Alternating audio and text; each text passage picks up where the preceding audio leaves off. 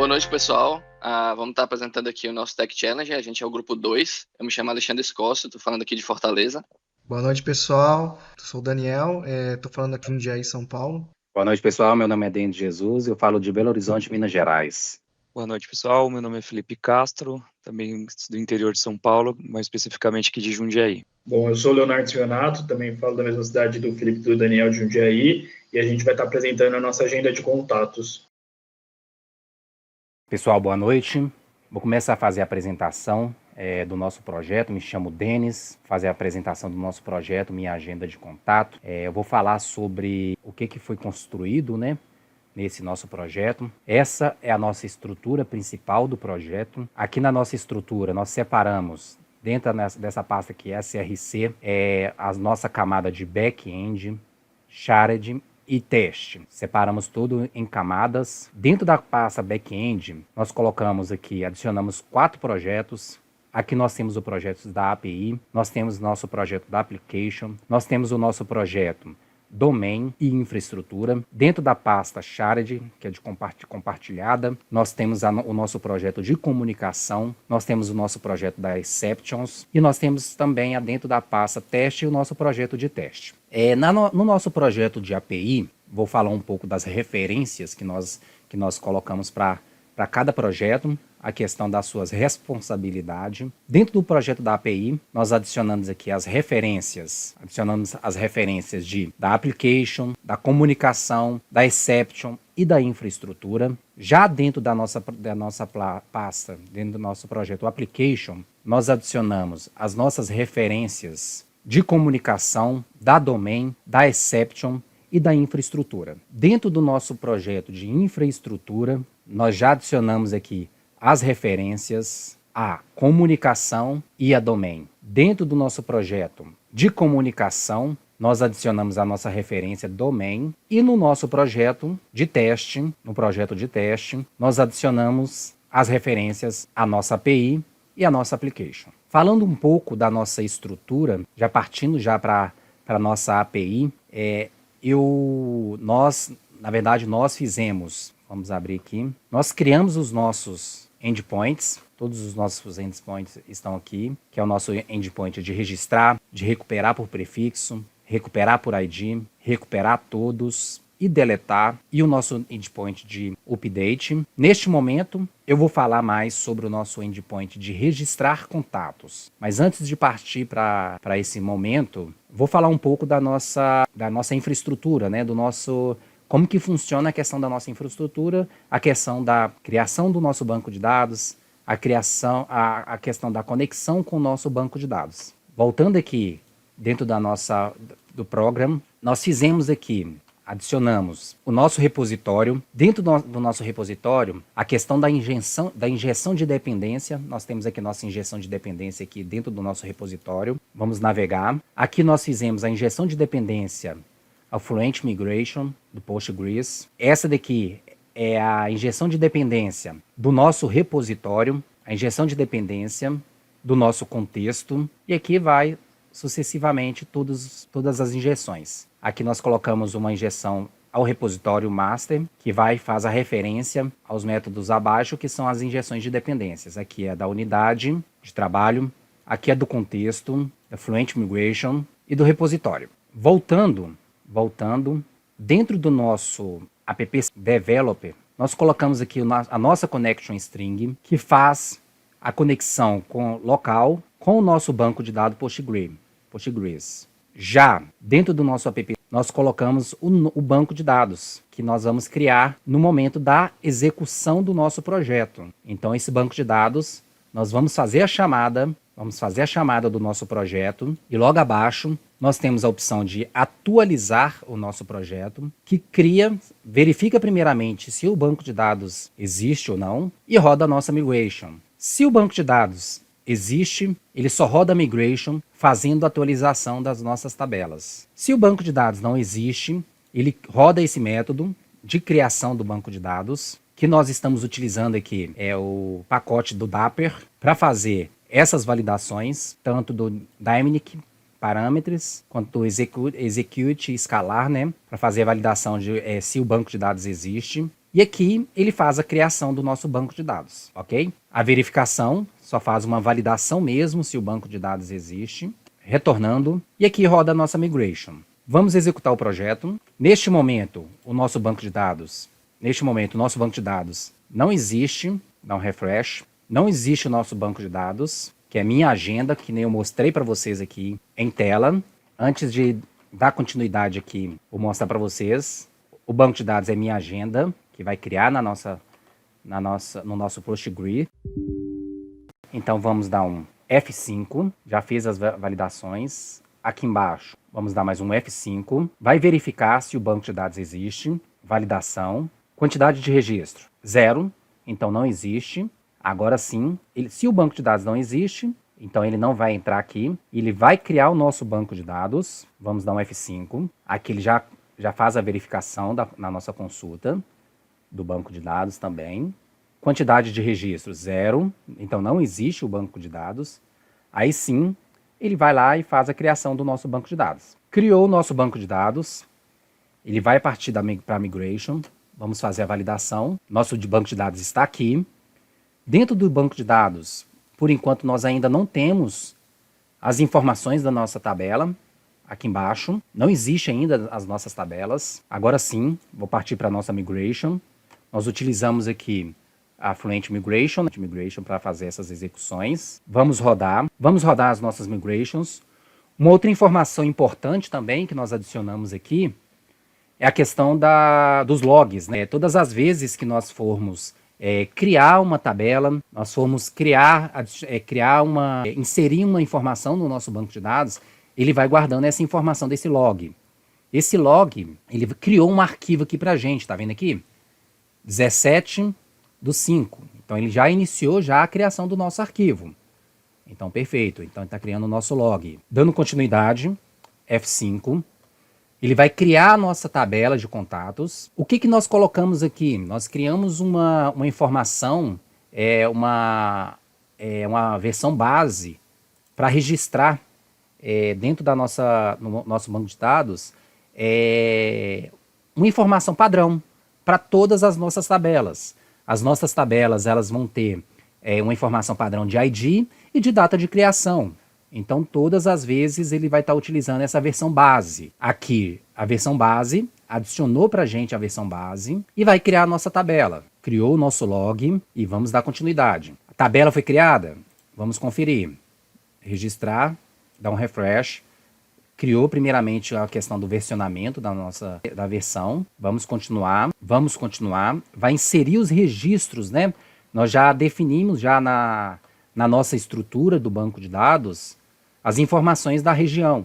Então, todas as regiões já foram inseridas.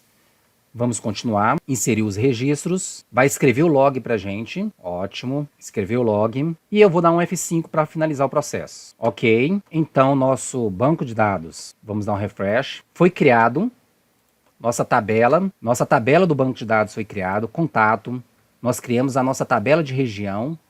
Então, dentro da nossa tabela de região, se eu der um select nessa tabela, já tem que constar todas as informações. Aqui consta todas as informações dos inserts das nossas regiões. Perfeito?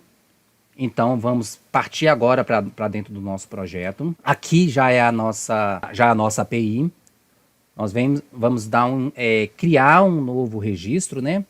Que é o post. Vou dar um try. Só para deixar claro, nós colocamos aqui dentro do nosso sistema algumas validações. Elas serão passadas mais posteriormente, com mais detalhes, mas deixando claro o que foi solicitado no nosso Tech Challenge para fazer validações tanto do e-mail, do telefone, dos campos obrigatórios. Se eu executar, o que vai acontecer? Eu vou dar um F5, só para fazer a validação. Aqui nós temos uma validação no método, né? E ele já vai fazer as validações.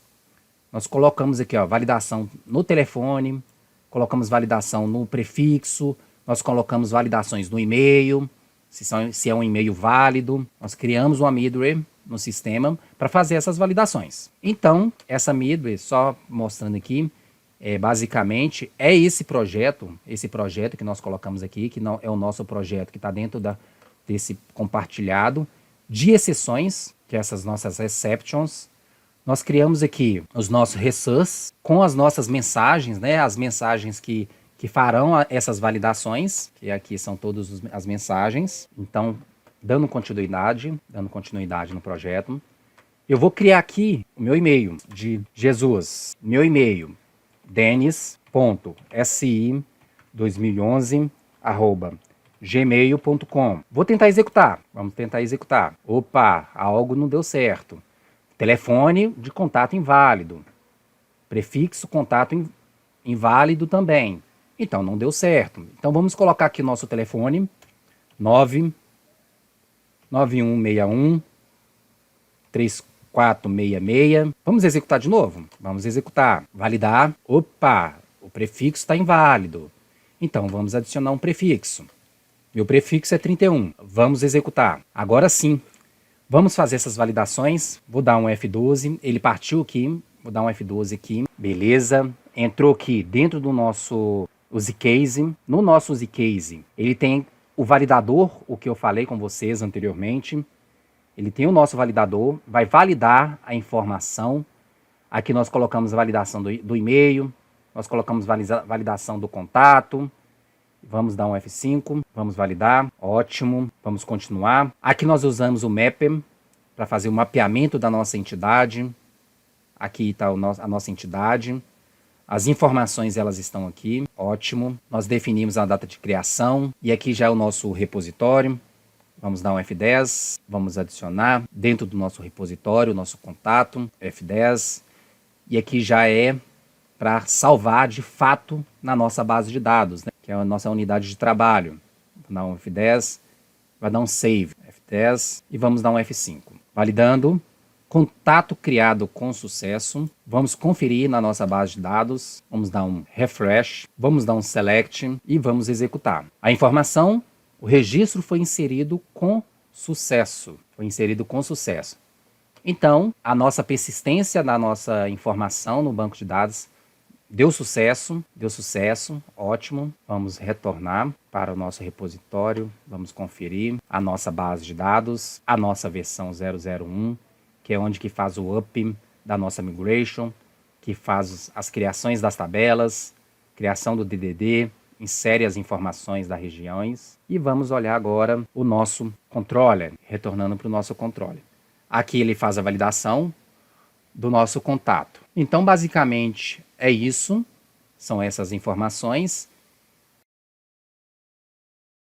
Olá, pessoal. Meu nome é Daniel Pitan Silveira, sou aqui integrante do grupo e hoje eu vou demonstrar a funcionalidade do PUT, da nossa agenda, nossa aplicação de agenda que nós desenvolvemos por trabalho. Então, eu vou acessar primeiramente aqui o banco de dados e eu vou fazer uma nova query aqui. Então, vou mostrar que dentro dos nossos contatos, a gente já tem 2 contatos cadastrados, aí de 1 e 2, o Daniel e o Carlos, tá? Então, eu vou vir aqui primeiro eu vou vir aqui recuperar todos, para mim pegar o e-mail do Carlos, que eu vou alterar o Carlos. Então, eu vou pegar esse e-mail aqui, agora eu vou vir aqui no tryout do put, e vou colocar qual é o e-mail atual, o novo e-mail, vai ser carlos.maria, tá? O contato atual dele, o telefone, deixa eu pegar aqui o telefone atual dele, e aqui o novo telefone que vai ser, que por algum motivo eu devo ter alterado o telefone, então o telefone certo é final 88. Então eu vou dar um execute aqui. Nesse momento a aplicação cai no endpoint de HTTP PUT, então eu recebo aqui o request do requisição alterar contato JSON, tudo preenchido bonitinho. Então eu vou entrar aqui no método de executar do use case. Aqui eu faço uma recuperação pelo e-mail dele. Então eu vou lá no entity, faço a consulta no banco de dados pelo e-mail, né, utilizando o learning e faço um join com a região. Aí nesse momento eu retorno o contato. Então eu retornei o contato que está lá no banco de dados, que é exatamente o mesmo que está aqui, né? Se a gente olhar, é exatamente o mesmo. Aí eu passo pela validação do contato. Ele verifica se o contato não está nulo. Uma vez que ele já está gravado, não faz necessidade de eu validar as informações da entidade, né? Então, pois no momento da gravação já passou por essa validação. Então aqui eu faço todas as alterações do contato e aí acesso o nosso repository e faço o nosso update. Feito o nosso update, eu vou aqui na nossa unidade de trabalho, nossa unit of work, e faço o save changes. Com isso o contato ele é alterado. Então se eu fizer agora a consulta aqui no banco de dados, pode ver que o e-mail foi alterado, carlos.maria, e se eu vier aqui cancelar esse rapaz e vier aqui e executar o tryout do obter todos os contatos, também o retorna que este contato ele foi alterado. Aqui a gente pensou em fazer a alteração através dos dados e não por ID, já pensando caso haja necessidade de fazer um front-end onde eu vou receber um e-mail da pessoa atual para poder fazer a alteração. Bom, boa noite aí, pessoal. Eu vou estar fazendo a gravação da parte de exclusão do contato. Então, a gente vai vir aqui, já está até rodando aqui. Se a gente olha no banco aqui, a gente já tem um dado aqui, né? Então, o delete desse contato, né? E vou mostrar toda a estrutura ali. Está usando o e-mail para fazer o delete. E aí a gente vai fazer a exclusão do contato. Coloquei o breakpoint aqui para a gente ir fazendo dinamicamente. Então aqui já bateu, né? Aí vamos entrar aqui para ver. Então aqui ele vai recuperar o contato a partir do e-mail, né? Então aqui ele já vai fazer a recuperação do contato. Já recuperou o contato com todos os dados, ID, toda a parte, né, com todas as informações. Aí ele vai validar o contato, validou e vai agora deletar. Então aqui ele já vai fazer o delete, né? Checa, busca o contato, pegou o contato, a entidade aqui do contato. Aí vai fazer a remoção, aqui a parte padrão, já vai fazer a remoção, vai comitar a mudança, né? Na nossa unidade, na nossa unit aqui, e já vai retornar aqui a mensagem de acordo com nossas response messages, que seria o contato apagado com sucesso. Vai criar o log lá e vai dar o dispose para retornar a mensagem. Perfeito? Aí aqui, se a gente atualizar, já vai ver que foi removido aqui o contato. Perfeito?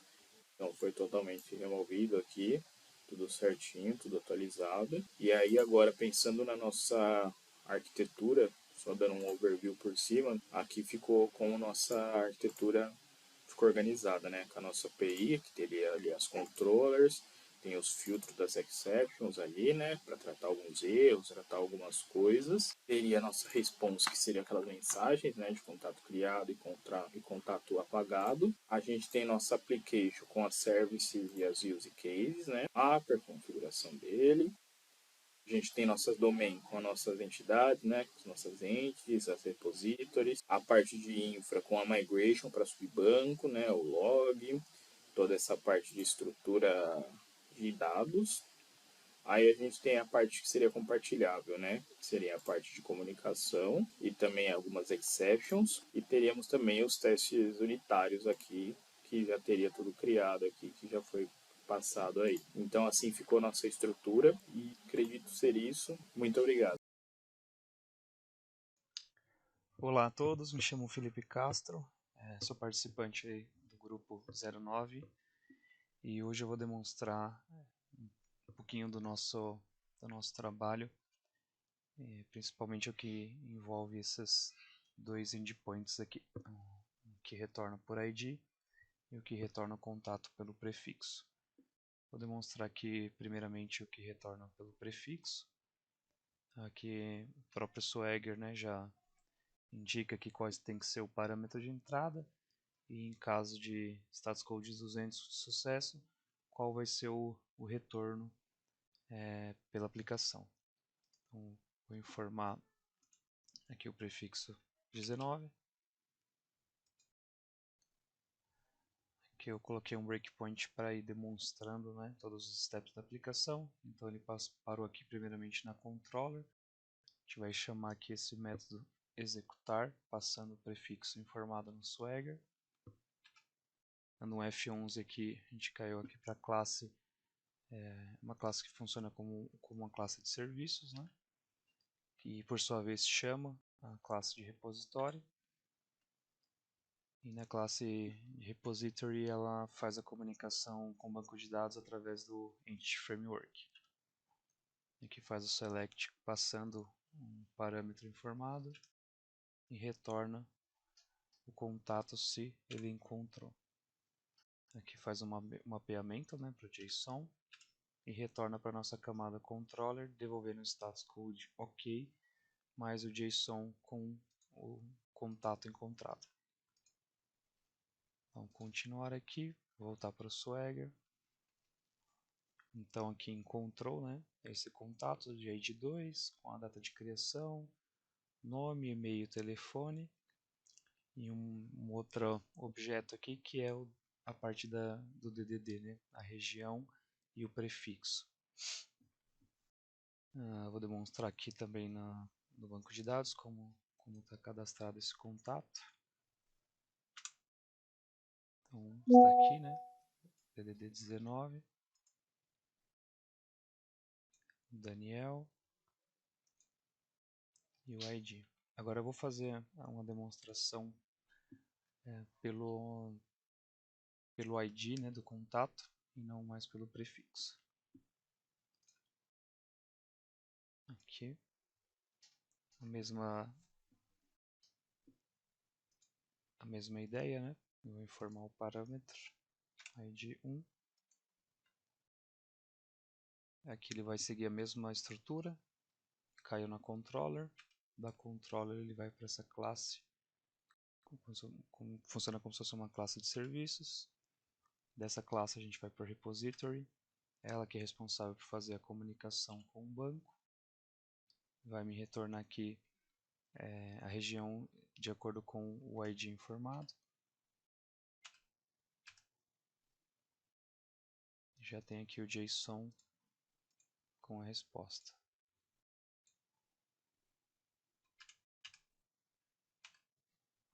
Vou dar um continue para retornar para o Swagger. Aqui no Swagger então já exibiu, né, o outro contato. Mesma estrutura, ID, data de criação, nome, e-mail, telefone. Aqui com a outra região que é do DDD 11. Vamos ver a estrutura também no banco de dados. Aqui o ID 1.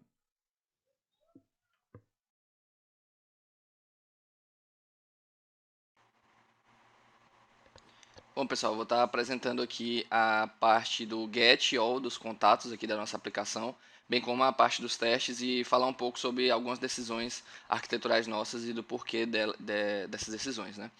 Bem, o nosso get all de contatos é um get bem simples, ele não tem parâmetros. A gente preferiu deixar ele simples, uma vez que a gente já tem 2 outros gets que fazem buscas por ID e por prefixo, então esse aqui é de fato só um get all simples.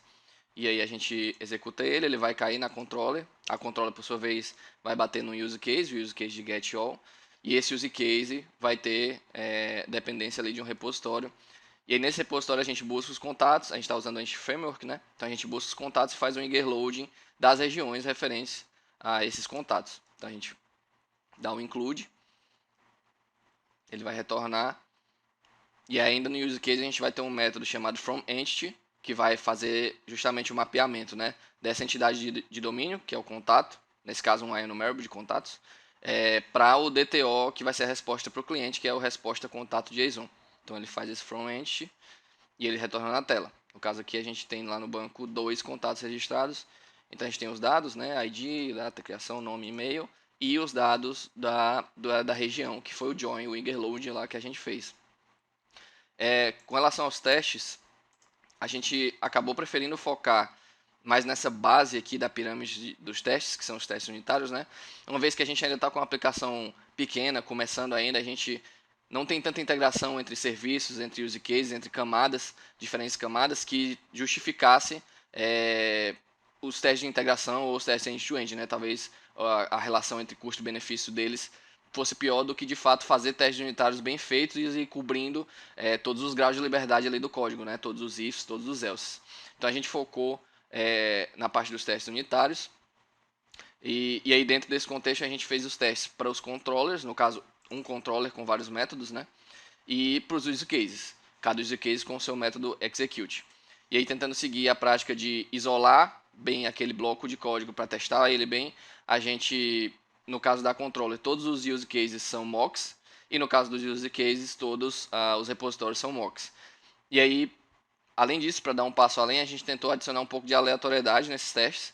Então a gente está utilizando o pacote Autobogos para gerar dados fakes do tipo que a gente espera. Então o que a gente espera é que se o input for do tipo que a nossa aplicação está esperando, independente de qual seja ele, ou seja, a gente faz de maneira randômica, ela vai aceitar. Obviamente que se for um input de um tipo errado, a aplicação vai falhar, e a gente também tem testes para isso. Acho que posso executar aqui os testes, né? Só para mostrar que eles estão passando. Aqui os testes estão passando. E só para fechar esse tópico aqui, né? A gente optou por fazer os testes das controllers e dos use cases, mas não dos repositórios e do domínio.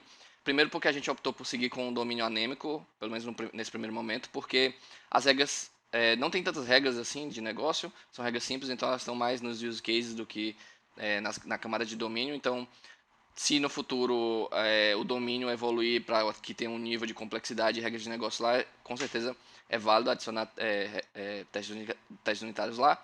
E para o repositório a mesma coisa. Geralmente os métodos do repositório são uma linha só que vai no banco e retorna um resultado, então também não faria sentido ter testes unitários para ele. E para fechar, a gente fez uma integração com o GitHub, no qual toda vez que alguém abre um PR, ele vai executar, ele vai buildar a aplicação e executar os testes. Então isso aqui foi muito bom para a gente, principalmente para um nível de segurança de um não quebrar o código do outro, né? Porque a gente tinha 5 desenvolvedores trabalhando na mesma solução. Então muitas vezes acontecia de alguém comentar algum código e acabar passando batido, ou você acabar modificando ali uma classe estática que para o seu caso que você fez seu desenvolvimento ia funcionar, mas você acaba quebrando o caso de desenvolvimento de outra pessoa.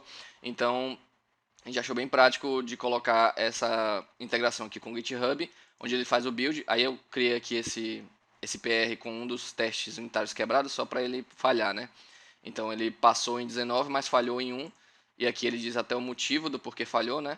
E aí a gente já sabe que não deve mergear esse PR enquanto não corrigir ou o que a gente desenvolveu, ou se fizer sentido, ajustar os testes para esse novo cenário, né? Mas isso acabou beneficiando bastante a gente em termos de agilidade, de não mergear código quebrado e só descobrir mais na frente.